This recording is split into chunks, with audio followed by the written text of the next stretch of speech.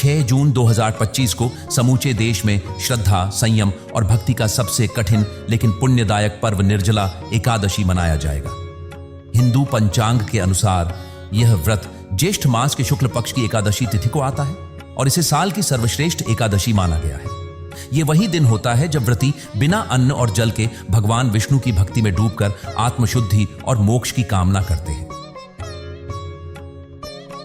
ऐसा कहा जाता है कि निर्जला एकादशी का व्रत रखने मात्र से वर्ष की सभी 24 एकादशियों का फल प्राप्त होता है।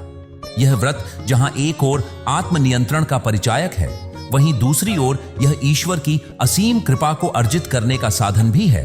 इस वर्ष एकादशी तिथि 6 जून को रात 2:15 पर शुरू होकर 7 जून को सुबह 4:47 पर समाप्त हो रही है। उदयातिथि के नियम के अनुसार व्रत 6 जून को ही रखा जाएगा और 7 जून को पारण किया जाएगा।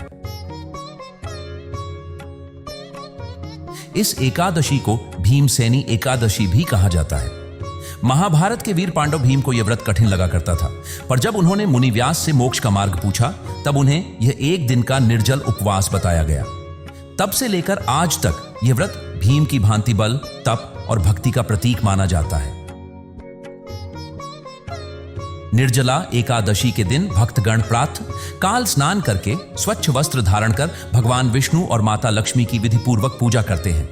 मंदिरों को साफ किया जाता है, तुलसी के पत्तों से पूजा की जाती है और पीले पुष्पों व भोग में खीर, पंचामृत, फल आदि अर्पित किए जाते हैं। इस दिन विष्णु सहस्रनाम और विष्णु चालीसा का पाठ करने से हृदय को शांति और चित्त को सकारात्मक ऊर्जा मिलती है।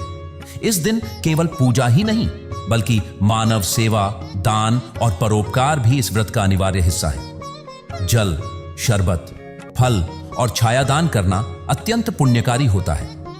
तपती गर्मी में एक प्यासे को पानी पिलाना भगवान विष्णु को तृप्त करने के समान माना गया है।